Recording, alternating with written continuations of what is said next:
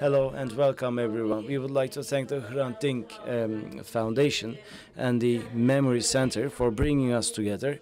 We would like to welcome you once again to this Coexistence Festival.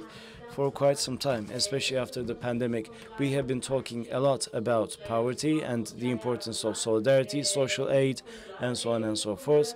And all of these topics are really pertinent in today's world, and especially for us civil society stakeholders who adopt a rights-based approach. Obviously, this was no coincidence that we ended up discussing these issues, because after the pandemic hit, precarious workers were affected tremendously, and these people started experiencing poverty and a lack of social aid and social assistance, especially food assistance. As civil society organizations, rights-based civil society organizations, I think we had a difficult time trying to respond to the needs of the people, and we did our best to exhibit solidarity with one another and create opportunities to actually try and alleviate poverty where we are. We try to bring services to people, but obviously, as we were doing this, it was important to be rights-based, but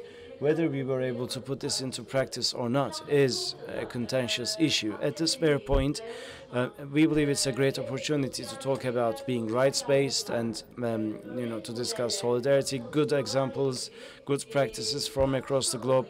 We wanted to organize this panel, and we are joined by three esteemed guests who will be with us throughout this panel and share their opinions with us.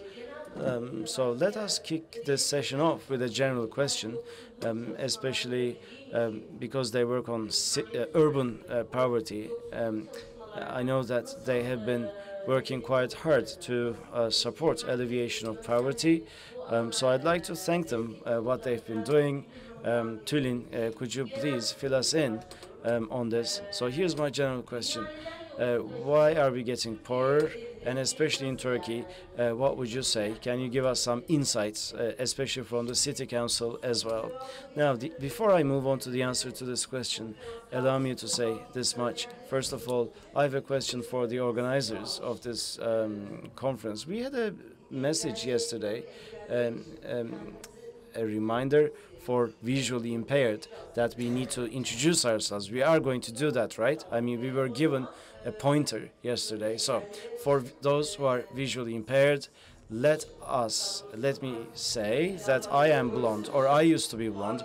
I have more gray hair now. I have blue eyes and I have a white complexion. I'm a woman, and I am wearing a gray t-shirt and black trousers, and there's four of us sitting next to one another. I'm the second, and I have short hair. This is how I wanted to begin, for the sake of those who are visually impaired. Now, this whole issue of poverty is not new, obviously, and people have been experiencing poverty for quite some time. And we live in a capitalistic society, and there are those who can only survive by selling their labor, and we talk of poverty all the time in today's world. We live in cities, and my organization, City Council, is an organization that focuses on urban poverty. In addition to rural areas, I think there are new forms of poverty in cities, in urban areas, because precarious work is quite widespread in today's world. Actually, this is not going to be a surprise for you all. I will hold neoliberal policies responsible for this. The state, as a regulatory authority, has sort of reneged on its duties, and in the world of business, people don't care about those who make a living with their labor, and we see rampant privatization, and these are the main culprits, I think. And also, one more thing, up until recently, those who were working in better conditions, who weren't really complaining about their income, are now doing so after the economic crisis. These people have actually moved to or down the income ladder, and more people are becoming poorer. And people are talking about, how cost of living is rising, and how we're getting poorer. Young people, women, elderly people, disabled people, and senior citizens, the Roma, the Kurds, um, those do have insurance, security, public security insurance, and those who don't, those who have different sexual orientations, are the most vulnerable groups in the face of these policies. And obviously, local authorities have an important role to play, but there's a scarcity of, or lack of, representation and lack of transparency in the city council. I wish there would be more representatives of each and every community. I think that would be for the best, but sadly that is not the case. Thank you very much, Tülin Hanım. And now, at this point, let me just say that the civil society obviously has a role to play, and let me ask the same question to Perihan. Yes, let me pick up from where Tülin left off. This is something that we all know. The main reason of poverty is this, growth-oriented, profit-oriented, sexist, women exclusionary system that we live in, that harms the environment. I mean, this is the eco-political system, neoliberalism, in short. And I think the biggest signifier of this, where we are today, is this huge income divide. And just a couple of numbers that I wanted to share with you without boring you out. And thank you for handing your glasses to me, reading glasses to me. Now, we live in such deep injustice. OXFAM, we're a member of OXFAM Confederation as KEDEM, and in their latest report, there are some very striking figures. During the pandemic, every 30 hours, a new billionaire emerged. Every 30 hours, a new billionaire emerged and joined the club of billionaires. On the other hand, every 30 hours, 1 million people slid into deep poverty during the pandemic. So, on the one hand, you have these billionaires and you have millions of people sliding into poverty.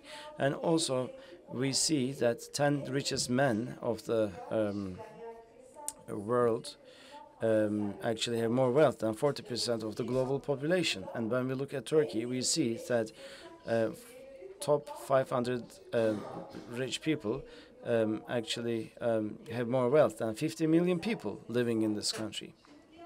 So, on the one hand, this is quite striking. And also, when it comes to women and girls, when we look at women and girls, we see that 12.5 billions of hours of unpaid work gets done, and this totals $10.3 trillion in value. And again, this is quite striking. On a global scale, this is actually threefold of technology companies. This is unpaid work, care work. And when we talk about wealth, and the reason why these people are getting richer and richer is because there is all this invisible work. So it's actually this unpaid work that makes the world go around. And looking at this from this perspective, there's another study that was conducted in Turkey. And $6.5 billion, that was the unpaid care work. And this is, basically done by women.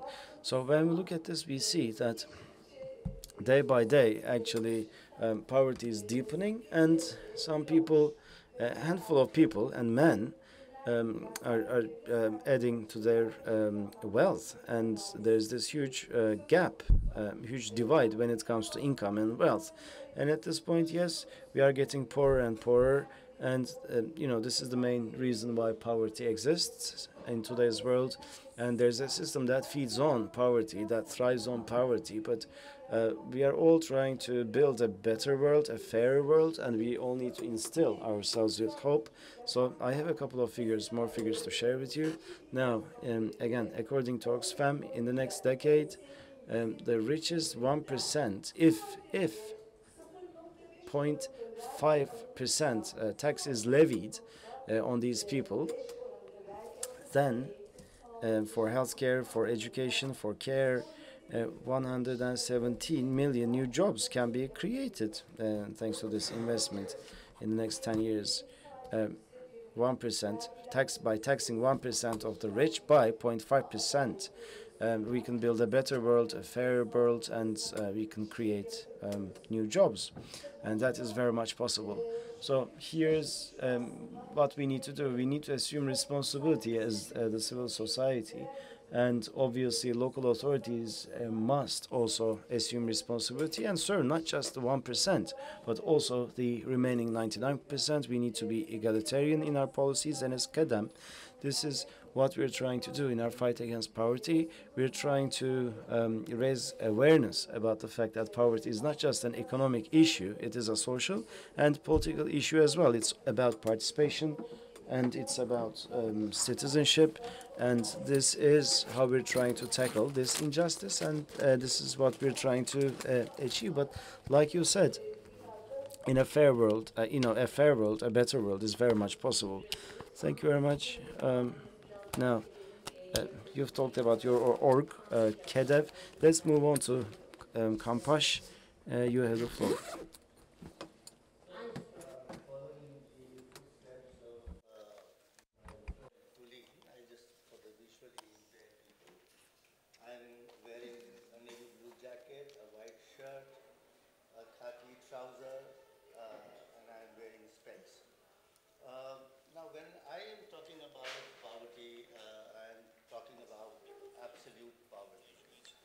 Microphone.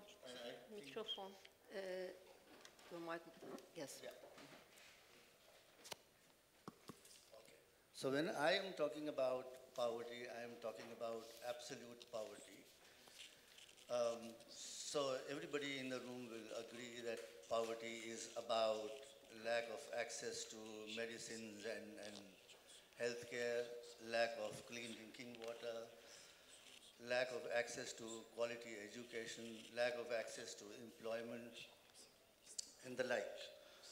But we must also remember that those who are caught in the web of poverty want to escape poverty, and they try to do it. But poverty, the manifestation of poverty in many different places can be different. I also want to add that poverty is a societal issue, and that it is not an issue only of the poor. So whether or not we are part of the problem, if we think we are not part of the problem, we are wrong, number one. And if we think we are part of the problem, we have to be part of the solution. So this is my preface that I want to say. I would also want to add a couple of things from, generally the question is that why is the poverty rising, especially in the last 2 years? I think the sense that everybody has is that it is COVID-19, that the poverty is rising, yes, which is true because of the disrupted supply chain, lack of demand in the economy, lack of production, job cuts, reduced economic output, we know that. But the question to ask is COVID-19 the only reason why poverty is rising? The answer is no. There are other reasons. And what are the other reasons? I think I want to add this and emphasize something which is actually a no-brainer, but important, that the poverty is rising because of the conflict that we have around the world. I just want to say, if you look at Syria, 80% of the population in Syria is below poverty line. Yemen has 50% people below the poverty line. And then you take Afghanistan, Myanmar, Nepal, and you can go even in countries where you do not see large-scale civil war, take for example India, my own country, there are deep pockets of internecine, long duration, forgotten conflicts. And those are the regions in India where you find are deep pockets of poverty. For example, the large states like Chhattisgarh, Jharkhand, you may not know these names, but I'm telling you, these are very, very large states. Some of these states are so big that actually they are equivalent to any other country in Europe. And some of these countries have a very, very long history of violence, whether it is ultra-left violence or violence of some other kind. And these, so conflict is a very important dimension why poverty is increasing. A large part of the world is experiencing violence of a very deep nature, a very systematic one. The other reasons is that in countries like India and in many other countries in South Asia, you will find that we have very poor health infrastructure. And therefore, the availability of doctors per 1,000 population, availability of beds per 1,000 population is way low. I'm not comparing at the moment between India and Turkey, which I actually want to do. But when I compare Turkey, if I compare Turkey and India, I find that we are doing very, very badly. And this is in contrast to the fact that India is among the 10 wealthiest nations in the world, but a very poor country. The large majority of population is still poor. The lack of social security and safety net, of course, in your country, especially in the rural hinterland, and my country all over, whether urban or rural, is extremely poor. So we have seen that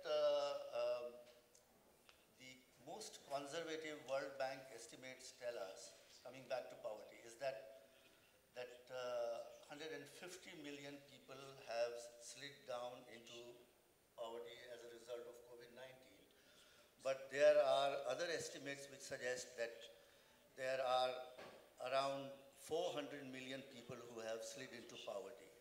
This is important to remind because the magnitude of the crisis is so big and the number of people falling into poverty is so big that it should be a reminder to all of us.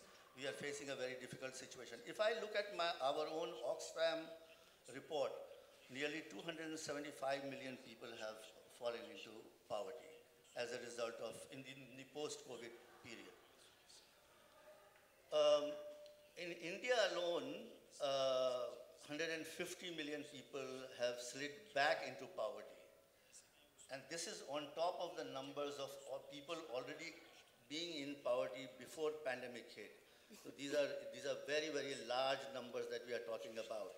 When I'm talking about 400 million people, it actually means a population of the size of US and UK. And when I'm talking about 150 to 200 million people falling back into poverty in India, it means I'm talking about a country of the size of Russia or Bangladesh. So that's the magnitude of the poverty. So I'll stop here because I just wanted to emphasize that we are staring at a very, very difficult period ahead as far as the poverty is concerned. Çok teşekkürler Pankaj. Thank you very much, Pankaj. I believe I can ask a question for you.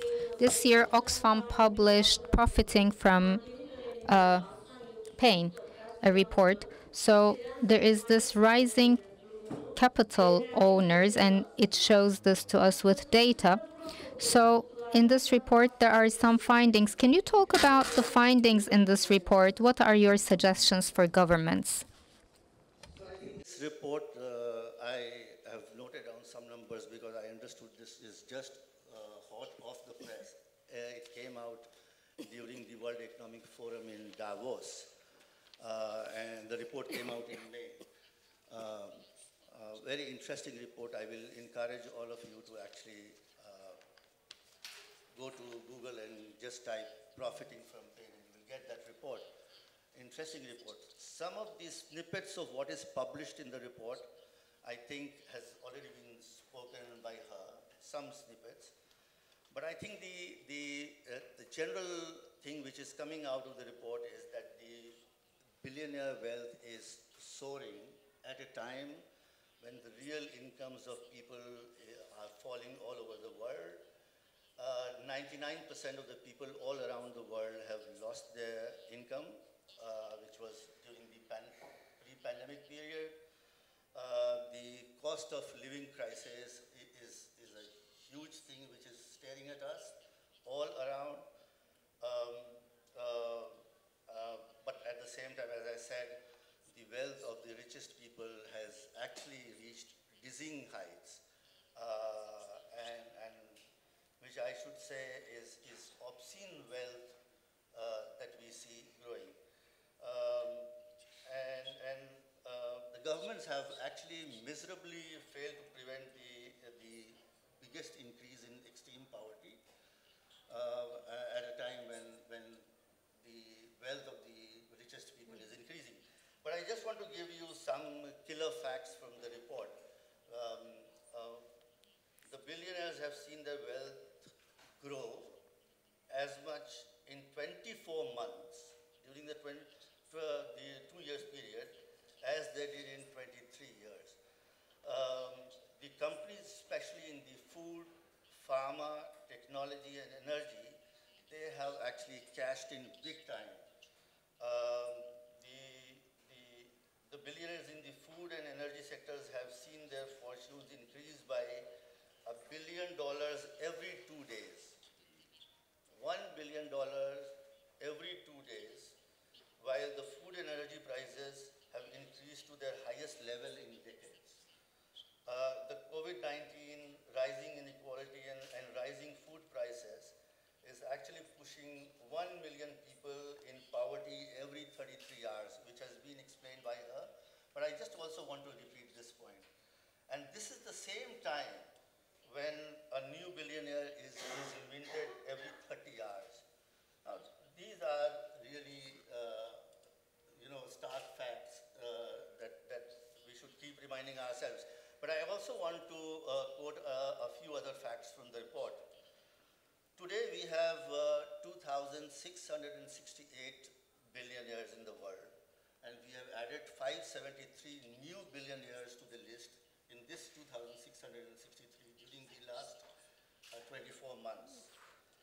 And collectively they own equivalent to $12.7 trillion, which is an increase of 42% during the pandemic. This much of wealth they have seen adding to their kitty. So the total billionaire wealth around the globe is now 14% of the global GDP. It is 14% of the global GDP. The richest 10 men, and I want to underline the word men, 10 men have greater wealth than the poorest 40% of the humanity combined. The richest 20 billionaires are worth more than the entire GDP of sub-Saharan Africa. And one last killer fact before I stop, that Elon Musk is so rich that tomorrow if you were to snatch his wealth or he loses his wealth, equivalent to 99% of his current wealth, he would still be 0.00001% richest people in the world. And his profit has grown 700% during the last 2 years. So I think I'll stop because I'm not going into the income inequality and the gender inequality, the gender pay gap, and the women labor force participation, etc., because there are other facts in the report. So I'll stop here for now. Çok teşekkür ediyorum. Thank you very much. Maybe we can continue from here. And I want to ask this question to Elvin Hanım. We're talking about income inequality, and there are studies in Istanbul. So at the local level, we are following this situation. And also there is this gender inequality, especially in vulnerable groups. This income inequality is a serious issue. Immigrants, the Roma, and other vulnerable groups are affected, especially after the pandemic. So they were thinking they got rid of poverty, but they become even poorer. In fact, they're trying to survive with desperation. We witnessed that. The city council, how do you work in this area? How do you work with the city poverty group and other groups? And can you talk about the other groups as well? Participation in the city, equality, and equal distribution. Can you talk about those issues? Well, before I answer the question, very briefly, I can talk about the city council itself because it can be confused with being an activism area. The city council is where different NGOs get together. We get together with the municipality, the central government, academicians, district heads, representatives of political parties. So it is a governance mechanism where these different stakeholders get together. So some say it's the largest NGO, but that's not the case. It's a governance mechanism. So the public sector, private sector, and NGO get together. And there are three main outstanding purposes. One is building bridges between NGOs and public sector, strengthening the relations, improving city life and city space, allowing opportunities to think about that, and an active monitoring and assessment. I think that this active follow-up and assessment is very important. We talked about the balance and supervision mechanisms and their functioning. So at the municipality level, the city council has the potential to be such a mechanism. It has a very high potential. And in the city council, there are 5 councils for subgroups, and there are 21 work groups that includes everyone. So taking into account our subject, the city poverty working group seems to be standing out, but in fact, all the work groups, be it the city culture, cultural heritage, digitization, all are actually in relation to one another.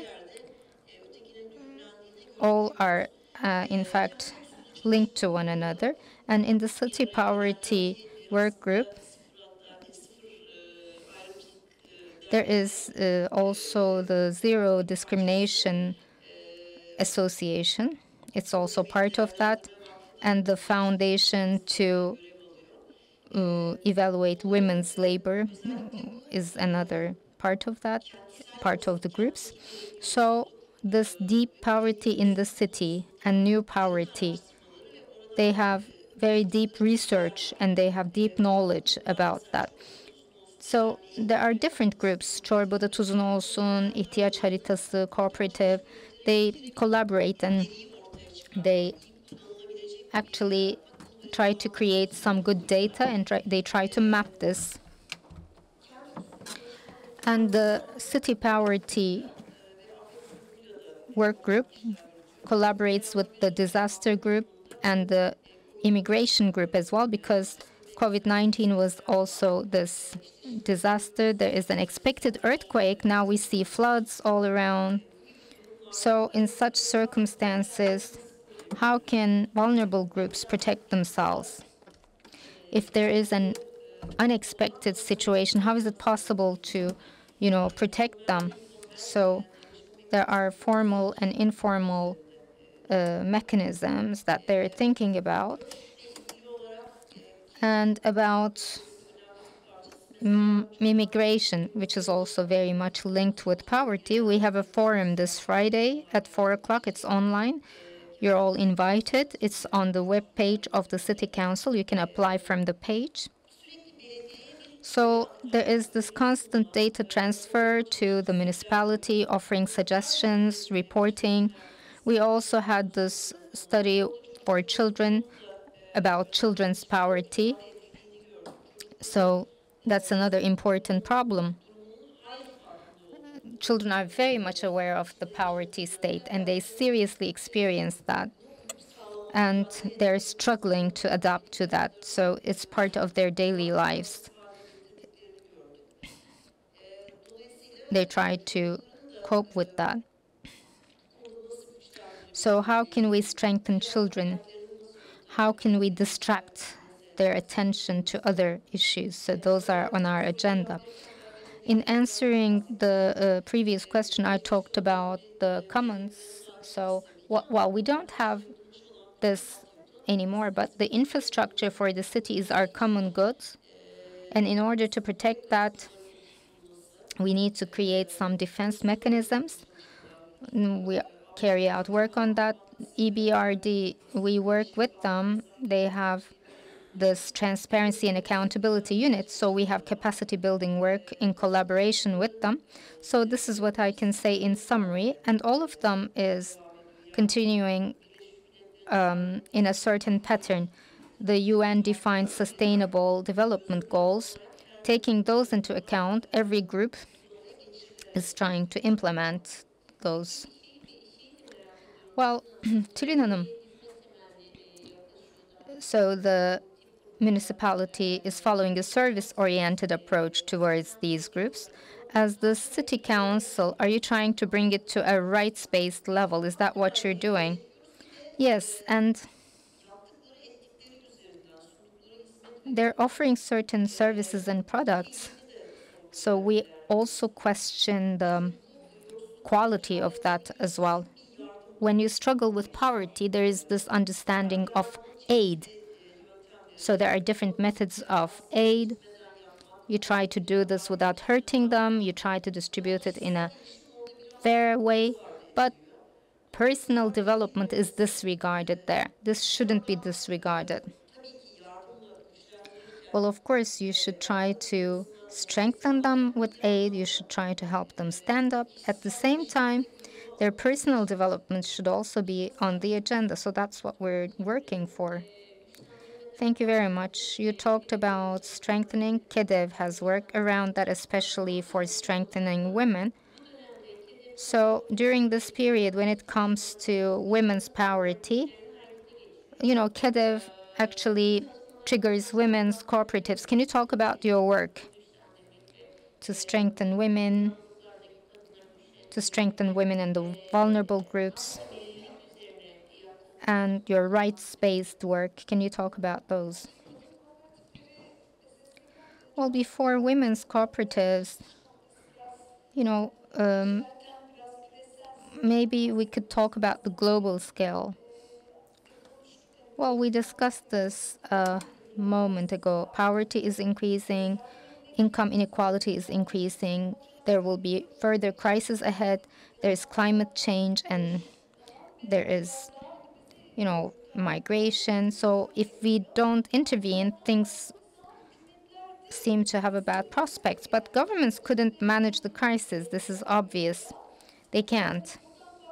So from this perspective, this is the starting point of cooperatives. There is so much poverty, injustice, inequality, and the governments couldn't generate services, so women had to do it on their own. So this cooperative and solidarity associations started with the question of what can we do? So that is the starting point of the women's cooperative. It's centered around their own needs, their common problems, trying to generate solutions for them, creating a common service area for the cities. That's why they turned into a cooperative. And why did women become a cooperative? In the beginning of 2021, when we were starting this cooperative, we wouldn't even dream that it would be an issue of the UN. You know, it was 2001 back then. And now, at this point, both in Turkey and in the world, there is this momentum in cooperative movement. And in Turkey, in the women's cooperative issue, there is a momentum. And as KEDEV, we work with poor women. They cannot find jobs. And, you know, we talked about the place of women in economy a moment ago. You talked about it too. There is, you know, unemployment, and women have serious problems entering economic world. At the same time, education, professional skills, income level. So they're outside, you know, individual entrepreneurship and unemployment. So they are questioning what they could do. And instead of struggling individually, they decided to get together as a cooperative. So education, resources, capital, they brought all of those together. And they have this more sustainable business opportunities. So it actually responds to poverty. It's needs-based. And this is how it started. And today in Turkey, as KEDEV, we work with 600 women's cooperatives. And there are 600 cooperatives in KEDEV's network. What do these cooperatives do? Agriculture, food, services, tourism, production. So from soap production to woven products, there is a variety of activities. And of course, this care issue is one of the most important things. Elderly care, child care. So we're trying to develop a model about elderly care recently. So actually, they play a role in helping the economic wheel turn. Recently, women's cooperatives, you know, when it comes to climate change, disaster, crisis, safe neighborhoods, are more, you know, playing a pioneer role. We do care about women's cooperatives.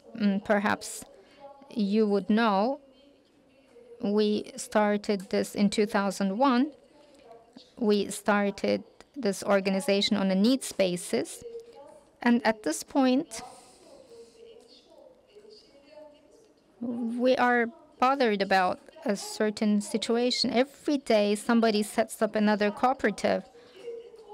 Everyone, all the district heads, all the governors' wives, or district heads' wives are launching cooperatives. All the mayor's wives want to set up cooperatives.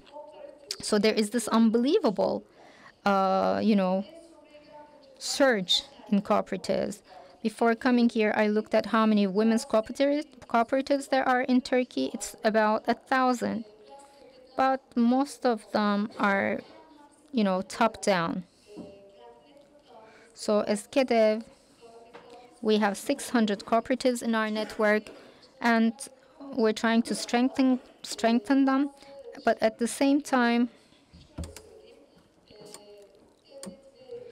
the state and public institutions, you know, in order to combat poverty and unemployment, they're building cooperatives, but they think that the cooperative itself will create employment.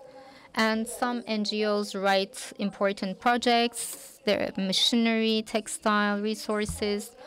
How will we achieve sustainability? Through cooperatives. That's what they think. And then you look at the workers in that cooperative, you see that they have these big machines, hefty machines, and they're at a loss as to what to do. So on the other hand, all these cooperatives, or in addition to these cooperatives that are established, we need to make sure that we are needs-based in our approach, because many of these cooperatives close down after a while. So we definitely need to keep an eye on this. And after the economic crisis, we see that we need to make sure that women actually take ownership of these cooperatives. We need to support them and provide the necessary mechanisms so that these cooperatives can succeed and thrive. Now, women's cooperatives, I don't know if you're aware of this, but these are quite bottom-up, poor women organizing, and rather than middle class or elite, these are quite grassroots, and they are actually quite disruptive in that sense. So that's why they're so important. So on the one hand, these women's cooperatives, I mean, these women, from time to time, they are seen as the objects for social service of local authorities, but actually they can also devise their own development models, and they can produce, and they can also be responsible for childcare, and they can also assess catastrophe risks of neighborhoods, and also help local authorities to create disaster plans in many different areas. These women's cooperatives can and do actually carry out important work. And as KEDEV, what we're trying to do is we're trying to support these women's cooperatives, and most of all, what we're trying to do is we're trying to reach out to these vulnerable groups, and we're trying to make sure that we give them a competitive boost. And we have seen that during the pandemic, women's cooperatives working in agriculture actually succeeded quite a lot during the pandemic. I don't know if you know this, but the Urla Women's Cooperative in Turkey achieved great things during the pandemic. They also did a lot of charitable work. So, in a nutshell, here's what we do to support the cooperatives. About the care plan, we devise programs, and we make sure that women's cooperatives actually render these services for the elderly, for young people, and taking care of the elderly, and so on and so forth. So through women's cooperatives, this can be done, and this can be disseminated. And also, there are so many things that can be done in the private domain, new business ideas, new entrepreneurship initiatives, new ideas. I mean, we support cooperatives in that regard.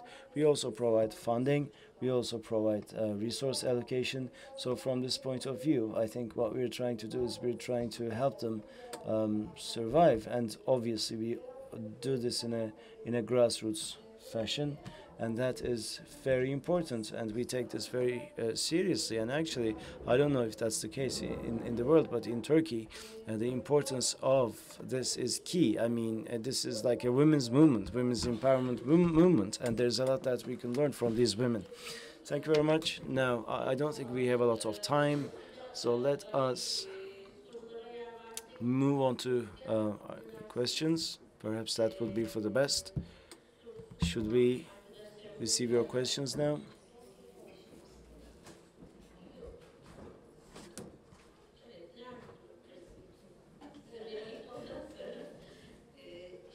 Let me also add one more thing. The City Council was established in 2019, and we are civil society stakeholders coming from many different areas, and we're trying to liaise with one another and forge ties with one another. And actually, I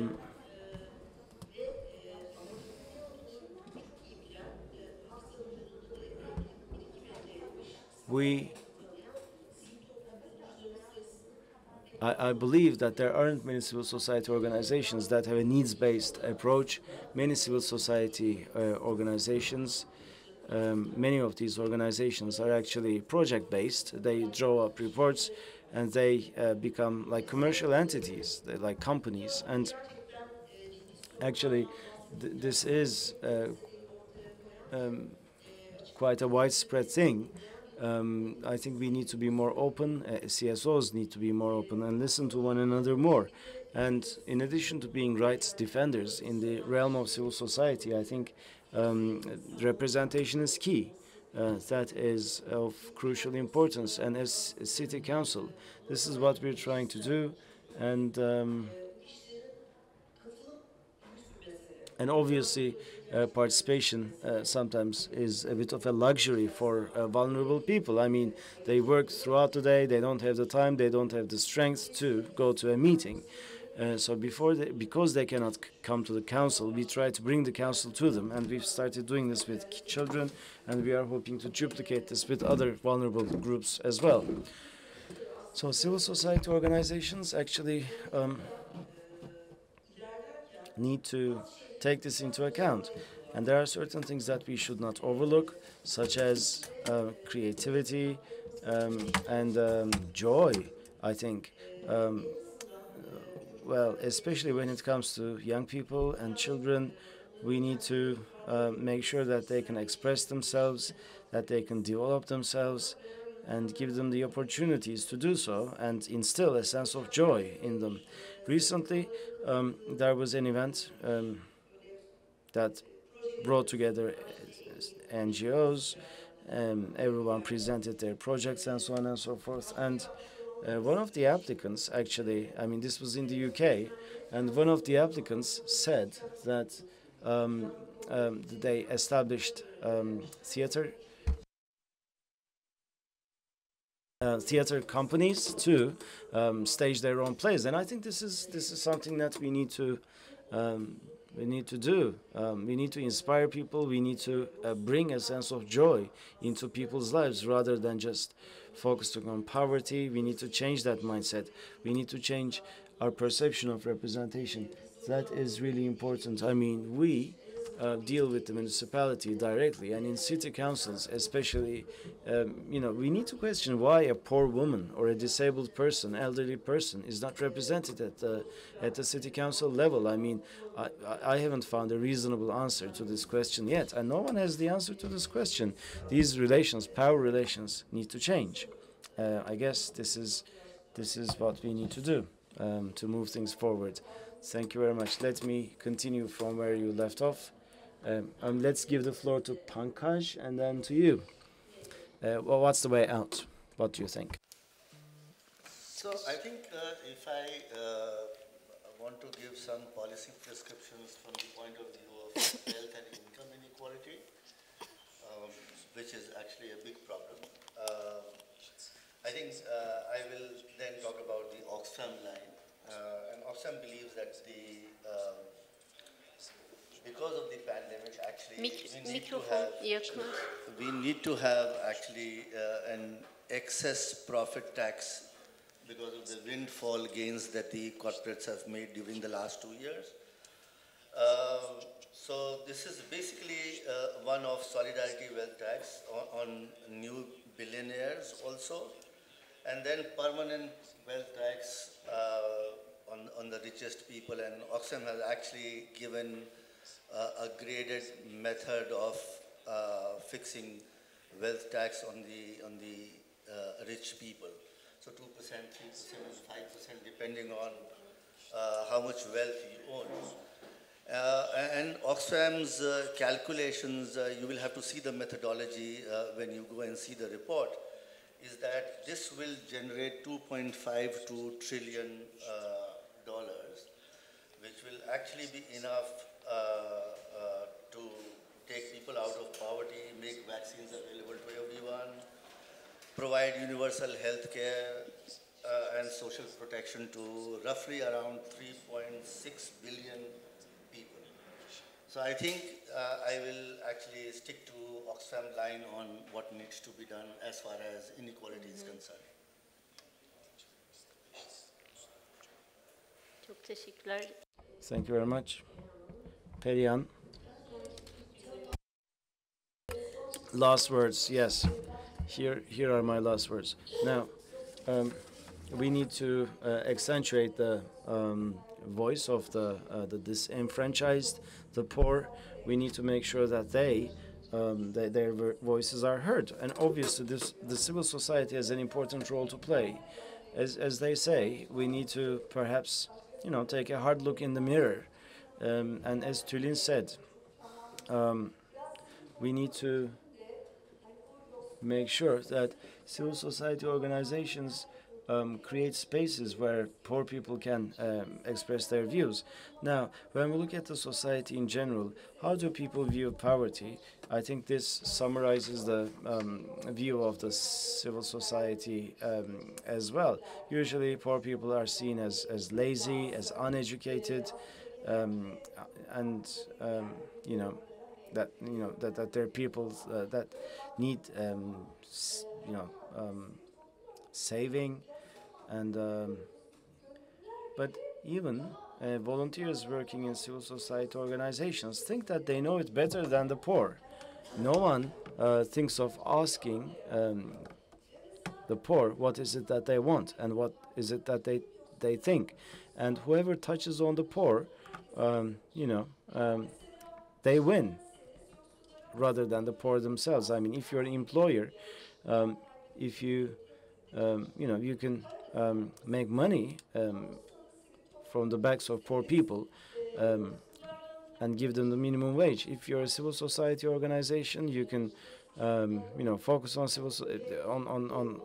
poor people and try to rehabilitate them, quote unquote, create projects and allocate resources and think that you're successful. But in the public domain, I mean, there are people who are employed to deliver food and coal to poor people, and it is them who win in the end, not the poor people themselves. Or, sometimes some people, to ease their conscience or to be good, they extend aid to poor people, and again, it is these benefactors who win in the end, not the poor people. And in the private sector, they called it it's corporate social responsibility, and it is a bit like giving your tithe, and we're talking about a world that is quite unimaginable for poor people, and these companies use this as a marketing tool, as a PR tool, and work with the most popular, most trendy NGOs out there, and their marketing budgets are almost on a par as budgets for buying arms, but they give a very small segment of that to the poor, and again, it is them who win in the end, and not yet poor people. And there are also developmentalists. We're all developmentalists, as they say, and what they care about is as follows. They say it's, we shouldn't give them fish. Let's get them to fish, teach them how to fish. But this is not genuine. This is not sincere at all, because as was previously mentioned, there is no fish to be caught. I mean, the fish are caught at the very beginning of the river by certain people anyway. And who makes money out of this? Those who try to get the poor to fish, and it is them who win in the end, and not the poor people. So this is a catch-22. I mean, everyone benefits off the backs of the poor, and it's always the poor who do not get anything in the end. So as an individual, you hand out money or aid to poor people, and that's good for your conscience, and it's good for the companies when they offer something to the poor, because it's part of their marketing campaign. So what we need to do is we need to listen to the poor, and civil society organizations need to play an important role in this, because I mean, where is the fish? That is the question, and who has the fish? And rather than teaching people how to fish, our struggle should be about claiming our rights, or poor people claiming their rights. And I think this is what local authorities need to do as well. So as we talk about these things, I mean, we need to see poverty as a rights issue, and not see these people as victims, as uneducated masses, as people who need financial aid for 35 years now. I mean, we work with women, and no one should think in their stead and act in their stead. They don't need that because they know how things should be. We need systems, we need mechanisms to include these people in everything that we do. So the way out is to make sure that the voice of poor people are heard. And as civil society organizations, let us not teach them how to fish because there is no fish to speak of. Let us make sure that we build a better, a fairer system, and let's make sure that we hear the voices of these people. And I mean, for 25 years now, I have been witnessing this on the ground, and so we should move away from this perception of these people as victims. We're all equals, and we need to treat each other as equals. That's important. Yes, thank you very much. These last words are really pertinent, and thank you so much for sharing these with us.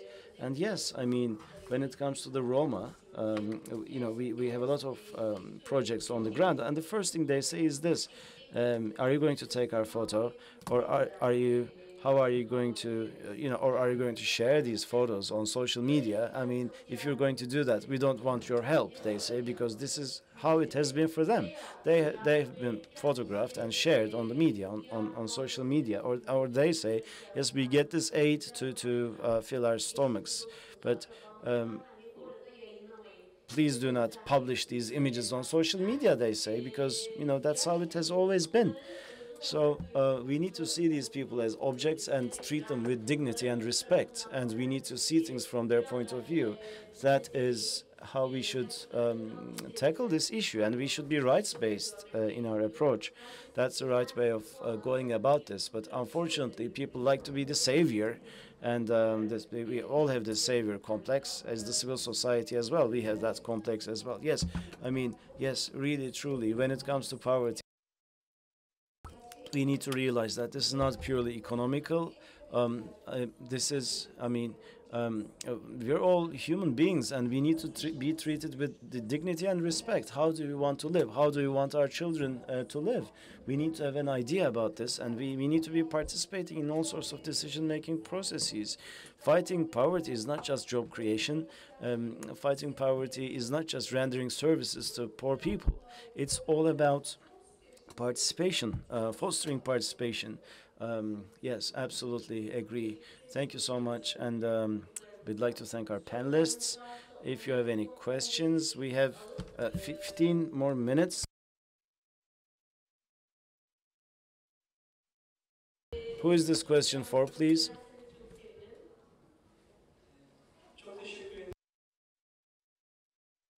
No, thank you for this panel. Last 2 minutes, not last 15 minutes.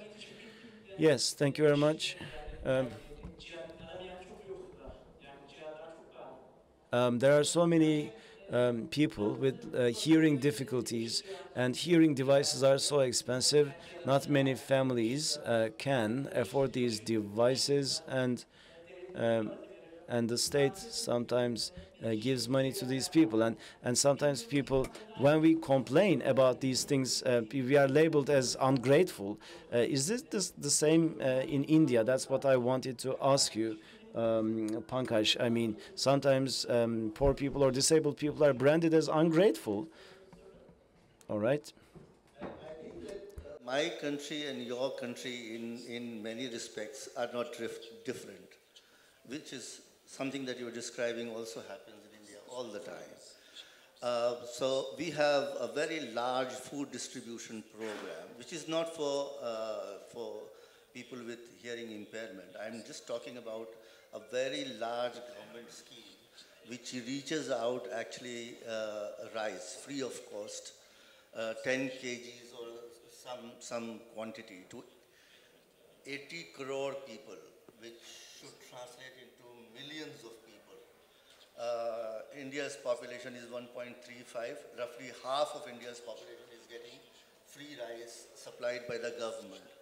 And when people say the rice quality is slightly poor, it's not very good, they are branded as completely ungrateful. But there is another side. When the government is giving free rice or anything, any direct bank transfer for subsidies, etc., the government expects something in return. And that's something which I am adding on to your question, is votes. So it's a very different kind of situation. But yes, what you are asking is also true for India. Çok teşekkürler. Faik Bey'den son soruyu alayım. I'll get the question from Faik Bey, and then we'll finish.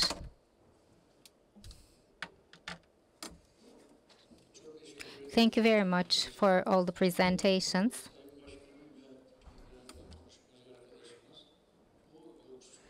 We talked about poverty, and you linked it to neoliberalism, which is familiar. So, are we thinking wrong in a certain way? This is what I am thinking.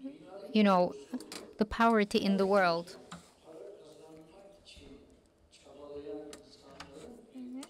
Is it something that is created by people who are trying to make money? Or is there a big management project to leave masses poor so that they don't show solidarity or get together?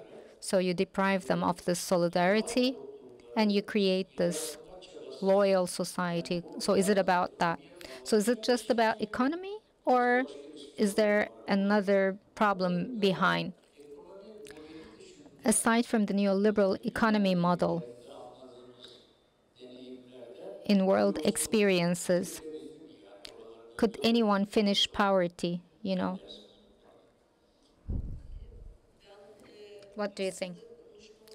Well, as I started my presentation, I said that I'll keep neoliberal policies responsible in today's circumstances. Of course, that's not the sole reason, but